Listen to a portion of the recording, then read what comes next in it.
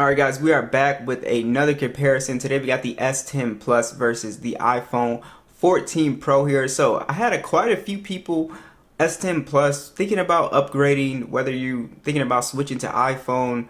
This should be helpful. There are going to be some downgrades if you're going to switch to, get a new iPhone from the S10 Plus. So definitely take that into consideration. But there are some nice upgrades as well too. So let's go ahead and get started here. Let's go ahead and talk about the build quality on both of these phones. You still have really nice top-notch build quality on both these phones. You'll definitely notice that the 14 Pro is much heavier, has its matte finish. It's really nice.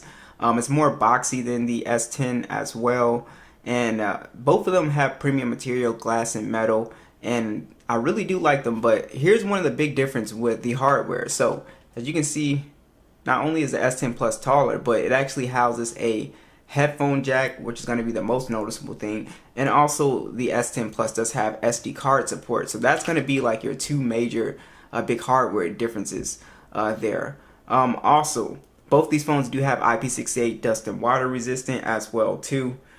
So that's really nice.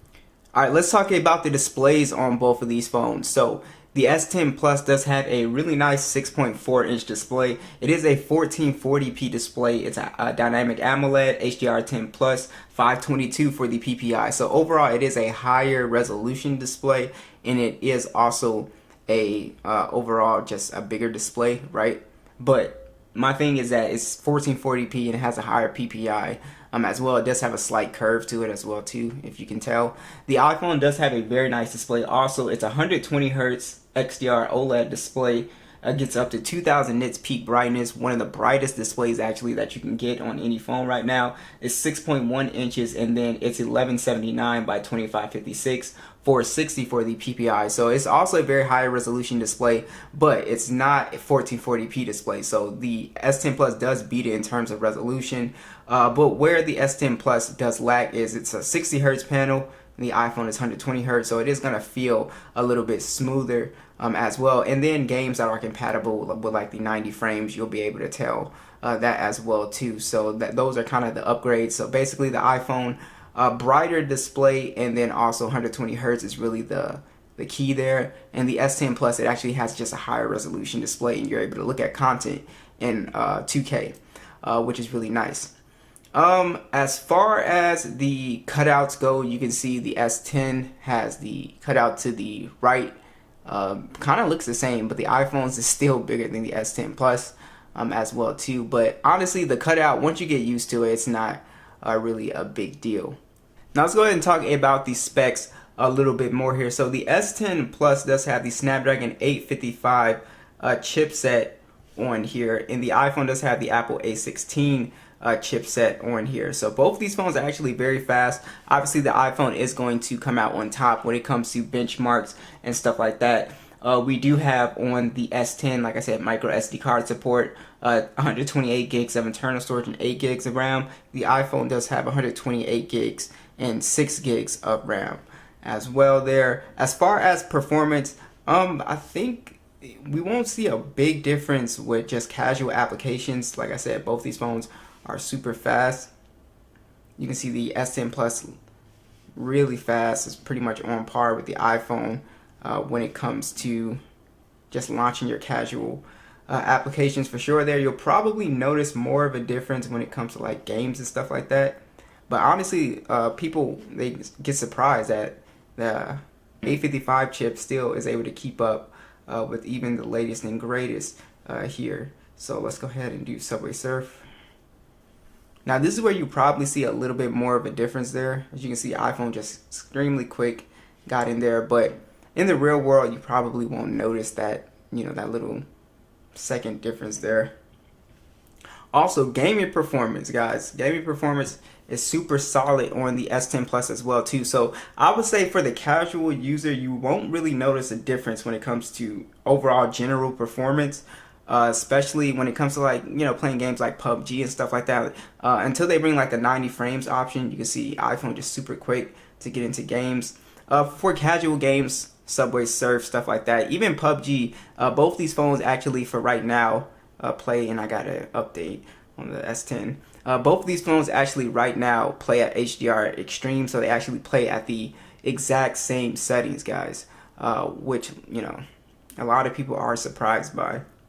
So definitely, if you're considering upgrading, I would say you won't really notice that difference unless you actually play a ton of games like Genshin and stuff like that. The iPhone, you will notice that it'll be able to be more consistent with frame rates and stuff like that. But as far as like your general performance, both these phones are actually playing at HDR Extreme here. And just to show you the settings on the S10 Plus here, you can see same settings, HDR Extreme. And you can see S10 Plus runs this phone like a breeze. It's extremely fast. So like I said, pretty much the same for the casual gamer. If you're a more hardcore gamer, then yes, you will notice that difference in games like Genshin and stuff like that with the iPhone for sure. Alright, both these phones have stereo speakers. Let's go ahead and hear which one sounds the best.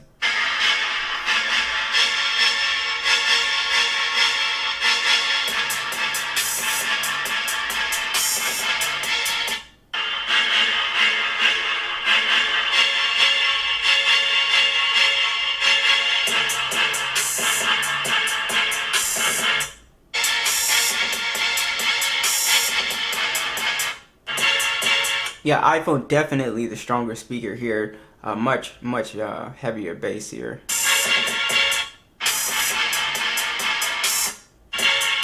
Yeah.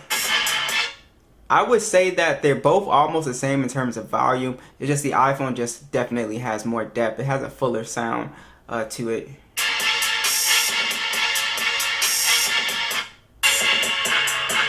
Yeah, for sure. Both very good speakers. I definitely give it the iPhone the slight edge there.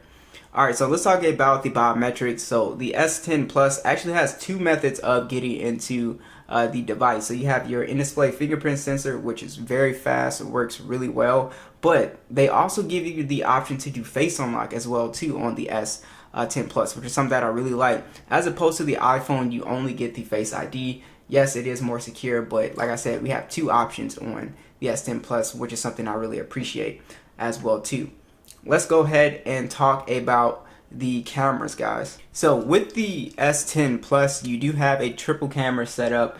It is a 12 megapixel standard, a 12 megapixel telephoto, that's 2x optical zoom, and then a 16 megapixel ultra wide. It's using 4K 60 on the front and back, and then you have a 10 megapixel selfie cam, and then a 8 megapixel depth sensor. The iPhone does have a slightly higher res sensor. It is a 48 megapixel standard cam, 12 megapixel telephoto, does 3x optical, and then a 12 megapixel ultra wide. It does have a macro mode, and then it shoots in 4K 60 on the front and back, also with a 12 megapixel selfie cam.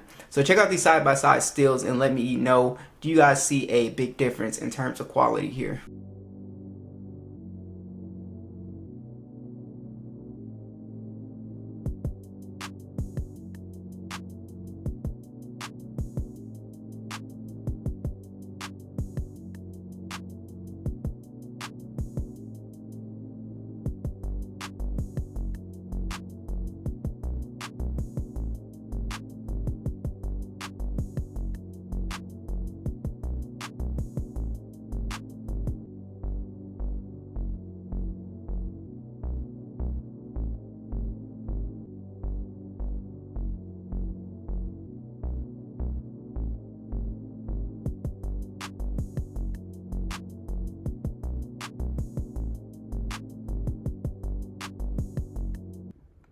Alright guys, here's the video on the 14 Pro.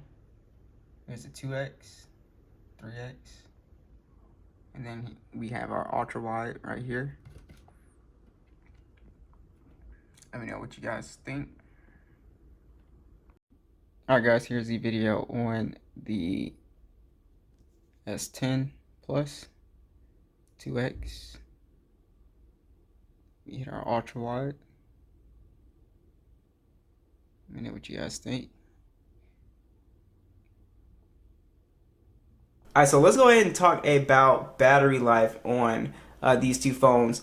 You will notice better battery life, especially if you've had your S10 Plus for a long time.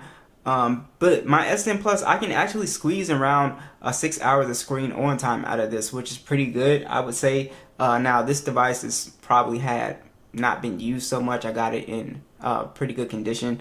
But it has a 4100 milliamp battery, 15-watt charging, wireless charging with reverse wireless charging, which is something that the iPhone does lack. Now the iPhone has a 3200 milliamp battery. It does charge slightly faster, and then you also have wireless charging with the MagSafe charging, but this phone does not have any type of reverse wireless charging as well too.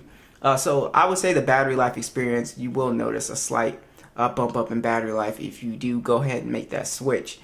So overall, I think these are two really good phones. Like I said, with the S10 Plus, you have a lot, especially with the software that a lot of people don't mention as far as Samsung desktop support is really awesome, secure folders, stuff like that. The headphone jack, also SD card support. Those are the things you're going to kind of be giving up. The 1440p display as well too.